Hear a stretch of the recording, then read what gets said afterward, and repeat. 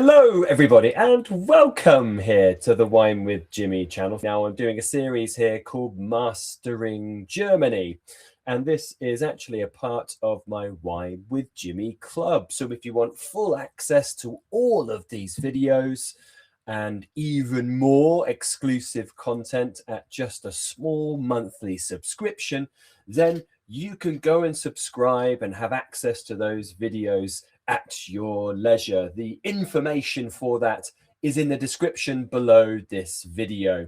If you do have a comment or a question about this video, please do pop it in the comment section below. It'd be great to hear from you. Perhaps it's about German wine, perhaps you've visited maybe a specific grape variety you like, or what I'm going to go into here is about Riesling. So maybe you love Riesling. Tell me about your favorite Riesling.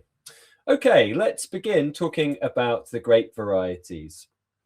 Now, we're going to be talking about just a couple of slides on grape varieties as a whole, and then I'll go into the queen of all grape varieties, and that is Riesling, of course. Now, we know Germany has a classic cool climate for the most part, and German wine production has been very much traditionally focused on white wine, therefore grape varieties to make white wine, and also certainly varieties that can tolerate those natural conditions of being cooler, and of course with things like spring frost and bitter winters. And of course that's where Riesling comes in, being a late budding variety and one that can really survive those very, very bitter long winters. So you'll find a lot of varieties here being bred for that purpose, and a lot of varieties that have just been found here, cultivated here for many, many years, millennia, are what have really evolved in this area. In 1980, we had about 89% of the grapes being white. Today, and you'll see I've got some fairly up-to-date figures there. This comes from the Wines of Germany Statistic report, and in 2022 it says about 68-69% are white. So we're just looking at about 2/3 of Germany today being white production to around 1/3 being red production. Now, I want to mention that we know that we focus on the likes of Riesling, of course, and producers tend to really focus on this small band of successful grape varieties. We know this, and that's because of really their ability to produce quality, or their ability to produce reliable high yields, or they have international recognition. And of course, they're going to be able to market those wines. But what's been happening a lot across Europe has been this focus on what we would call the varieties, the historic varieties that have fallen by the wayside. And German researchers have zeroed in on these real plethora of grape varieties, these heritage varieties that are either in very small amounts dotted around or thought to be extinct. Now, these were probably very capable before big sweeping changes in the world of wine. And the big one that comes to mind is phylloxera, which decimated Europe towards the end of the 19th century.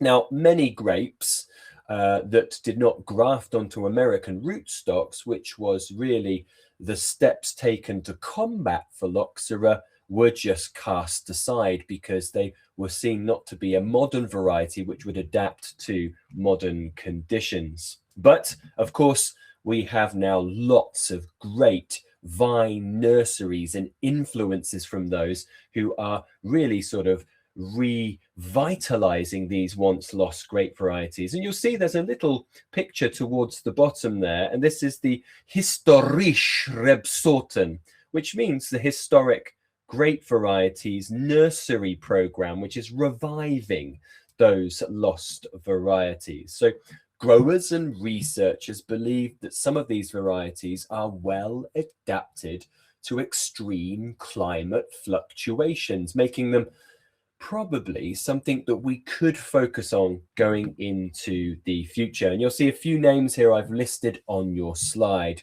Blauer Abst, Blauer Gansfusse, Blauer Hangling, Blauer Traminer, Frank Pinot or Fränkische Burgunder, which has got links to Spätburgunder, Schwarzblauer Riesling, also Schwarzerben, Süßschwarz as well, and there's some whites down there on the right-hand side, Gelber Kleinberger, Grünedel, Grünfrankisch, and Weißer Traminer.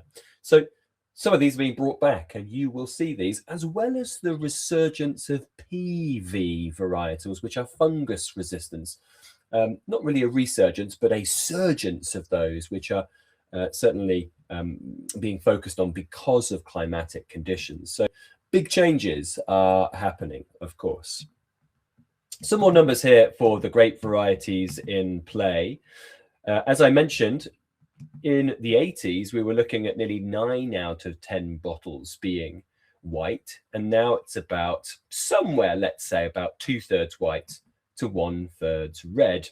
And since the 90s, we've got a lot of plantings of things like Grauburgunder, Weißburgunder, that is Pinot Gris and Pinot Blanc respectively, and to a lesser extent in real modern times, Chardonnay have been rising for the whites.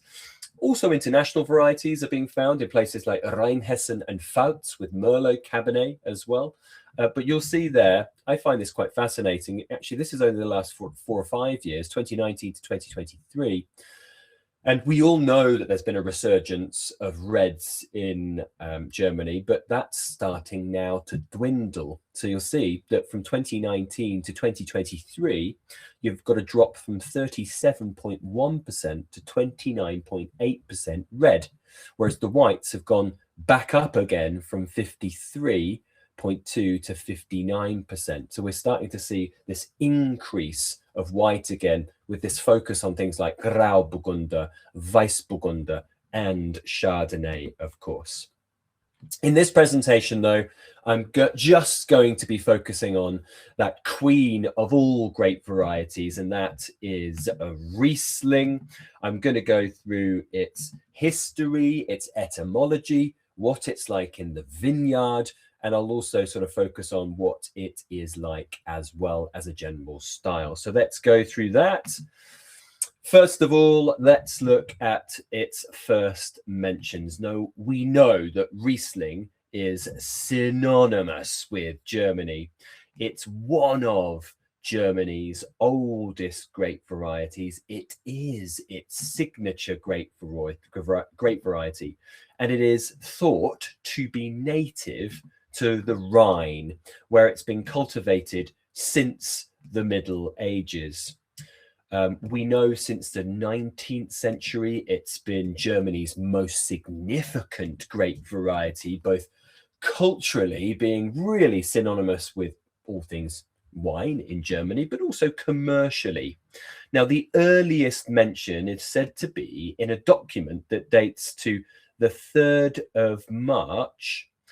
Some people argue that it's February, but it's 1435. Now, Klaus Kleinfisch, cellarmaster at Schloss Katzenbogen in Rüsselsheim near Frankfurt, which is in the state of Hessen, reported on the expenditures and revenues of Graf Johann IV von Katzenbogen. Now, the report was that 22 gold coins for Rieslingen vine cuttings for the vineyard. So for actually the stock. So Rieslingen was the first mentions that we think we have. So what about the name of it then? It's etymology. The name Riesling could derive from Riesen, as you see on your slide there, meaning Old German Risan, which means to split or to make an incision or to carve, to engrave, or maybe later to tear or to write. So perhaps The earliest meaning, that first one I mentioned, which is to split, could be in a reference the way the berries split between the fingers, which is similar actually to the use of the synonym fondant for chasselas, which we know in Germany as Guten Tag.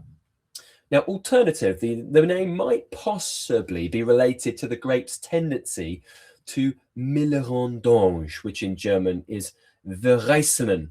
Thought that though it is stretching this a little bit, as this is a weather condition, and we don't normally name grapes after weather conditions. We name them after how they act and what they look like and what they do. So we think it's really in terms of the splitting of the grape is potentially where it comes from. So Germany, as we mentioned earlier, we're looking at somewhere nearly about 2/3 of white production, probably just a little bit under. Germany has roughly 1/4 of its total vineyard area, which is around 24,000 hectares. So you're talking a total of 100,000 hectares dedicated to Riesling, and that's more than any country by far. But it is actually still much smaller to what most people actually think. It's planted to all the regions. I'll show you a map of that later. But the concentration certainly per region varies. So if you look in Baden, which is a warmer area, certainly with the volcanic soils of the Kaiserstuhl, Riesling is only around 5 or 6%. But if you go up to the famed Rheingau, north of where that Rhine river starts to head towards the west, and that lovely escarpment just south of the Taunus Hills, the Rheingau, in between, say, Rüdesheim and Assmannhausen, all the way towards Hochheim, you find that beautiful Rheingau area, and 77% approximately there is dedicated to Riesling, so real specialists of that area. So what about Riesling in the vineyard? There is a picture of a very bitter winter in place, and Riesling has proven very successful because it is very capable in surviving in cold winter conditions. So it's fantastically well suited to the likes of, say, Niagara in Canada, which have very bitter winters. The likes here in Germany, in Austria, in Alsace, for example. Why is it winter hardy? Well, it has a great ability to actually create a lot more wood than other vines, which means it has a great ability to store extra carbohydrates. And this means that it really has this expert ability to protect itself then against bitter conditions. So it's cold hardy because of its hard, thick wood that it can develop, which is rather useful. Further feather in its cap is that it is frost resistant, and that is because it is a late budding variety. So in areas which are climatically continental and cold, where you have this quick movement into spring, but the spring can be elongated with quite significant drops, then Riesling's good for this because it's not an early riser like Chardonnay or Pinot Noir, for example. So it's well suited, once again, to these conditions. It's also sort of mid to late ripening, and it needs good sun exposure and dry autumns. In cool years and in cooler areas, it might not ripen fully. And this historically has been a problem for Germany, less so, of course, with climate change. It is slow to ripen, so we think around 120 days and even more, often hanging on the vine into late autumn. And that's even with current conditions as well. Now, because of this long ripening season and the fact that we need to get good sunlight into it, plantings in the 1970s and the 1980s, when Germany was really looking at things like unification politically, but also looking at crops that would just deliver year in, year out. Producers turned to more reliable German crosses, which they could readily achieve the must weights that were required by law. And don't forget as well, Germany and Austria went through very difficult times in the 80s with the diethylene glycol scandal, which is the adding of this component of antifreeze to bump up sugar levels so they could obviously obtain the levels needed. Of course, that had dramatic negative effects on Austria specifically, but also far-reaching into Germany too. Now, improved vineyard management techniques and rising temperatures have led to greater consistency of ripening, and plantings have recovered. And we are seeing growth because Riesling is adored by wine fanatics. Now, historically, the steep, often terraced, stony slopes that flank the famous rivers, be it the Neckar, be it the Rhine, the Mosel, and so on, are well suited to Riesling because it needs the warmth of the soils, of the sunlight interception close to the river. Some of those sites are becoming potentially untenable with climate change, but it's still fairly positive for Riesling. There is a lovely site there that you'll see in many pictures for, of course, German viticulture. What about Riesling and geology? Well, Riesling is extremely site and soil sensitive, and that makes it superbly exciting to discover and to taste through. The signature kind of poster child Riesling would be on slate, classically Devonian, blue-grey slate called Blauschiefer in places like the Mosel, the Mittelrhine, and the Rheingau. But Rieslings are also in areas like the Ahr, the coloured sandstone and limestones of Franken and Pfalz, the volcanic soils of Baden and Pfalz, the complete crazy geological diversity in the Nahe, the Rheinhessen, and also the Württemberg. So you've got the ability to find Rieslings which are linear and salty, some that are aromatic and floral, some that are fat, some that are rounded, some that are flinty and reductive. And of course, this makes for such excitement. Clonal representation as well. DNA profiling has revealed that Riesling is the offspring of Gouais Blanc, and then another unknown grape variety. And with this mass, several hundred years of history, there are more than 60 Riesling clones, although only a fraction of these have made it beyond Germany for commercial cultivation. Riesling's also been superbly popular as a breeding partner for crossbreeding. So it's very well known as a parent with offspring like Kerner, Scheurebe, and Müller-Thurgau. I've listed some quite famous, well-known clones there. The Geisenheim clones of 110, 198, the Neustadt 90, but you'll also find the FPS, which you get up in the United States in places like New York and Washington, and in Alsace, the NTAV 49, but there are many, many more of these as well. So what about the style? I've already alluded to this a little bit by the diversity of geology, but Riesling produces high quality wines in a full range of styles, from bone dry, which is a more modern movement in Germany's viticultural history, but then to sweet as well. It has the fantastic ability to rein in its acidity, maintain its acidity, even when fully ripe, providing a beautiful counterpoint between the sweetness and the acidity, giving great wines for potential of aging. And also for dry wines, in the right conditions, you can get beautiful, dry, full-bodied wines, really that are capable of excellent quality. There's also botrytis, which you can go through as well.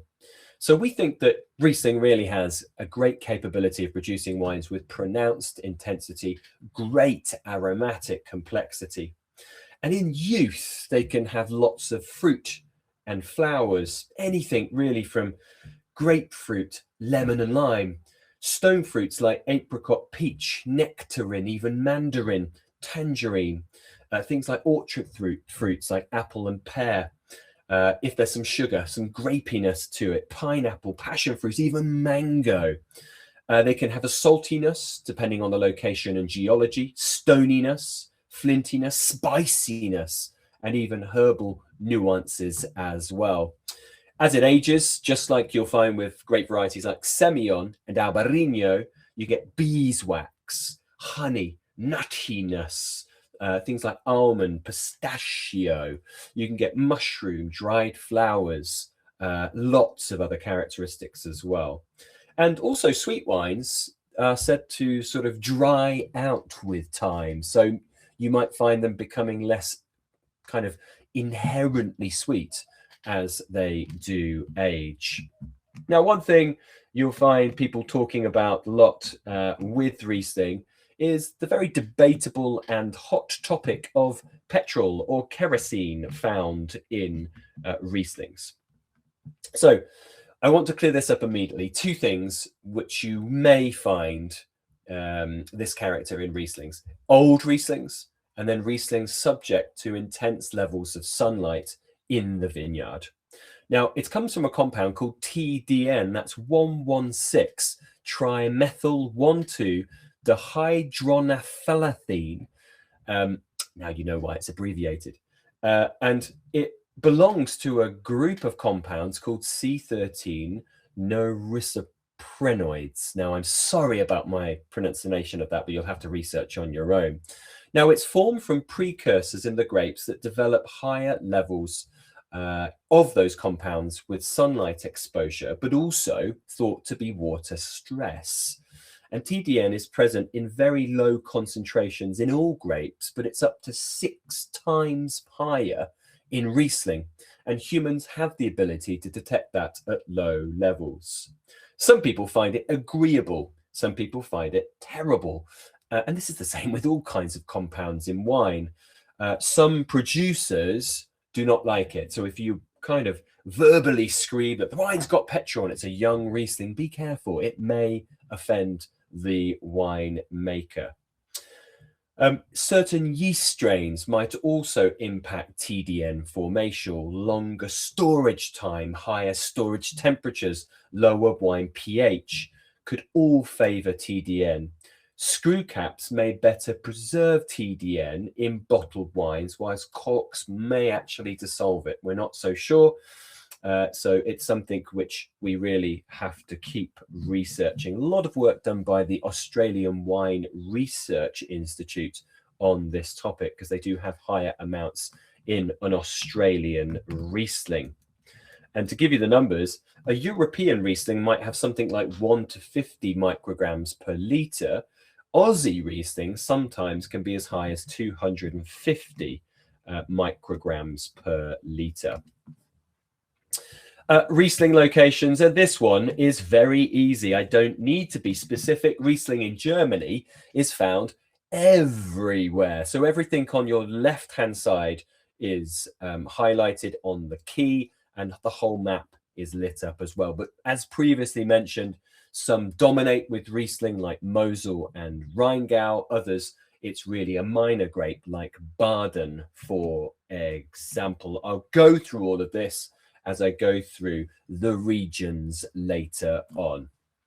That brings me to the conclusion, talking about the epic Riesling grape variety, but we go on to another absolutely fascinating and important grape, and that is in Germany, Spätburgunder, which is also known to you and I as Pinot Noir. I'll go through it as it's its leading black grape variety. Once again, if you have any comments or questions about anything that you have heard in this presentation, or you would like to get in touch just to let us know about your experiences with German wine or Riesling, then please do leave a comment or a question below this video. Remember, all other parts in this series of grape varieties, like the Spätburgunder video, is only going to be available to those of you who subscribe to the Wine with Jimmy Club, which is our monthly subscription service. And of course, you can get monthly subscription for less than a cup of coffee these days. Well worth it. Lots of added bonus in there. Thank you very much for your time and attention. I hope I'll see you soon for another video. But if you do come to the UK, come and say hello for a glass, or bottle. I've been Jimmy Smith. Dankeschön and ciao for now. Goodbye.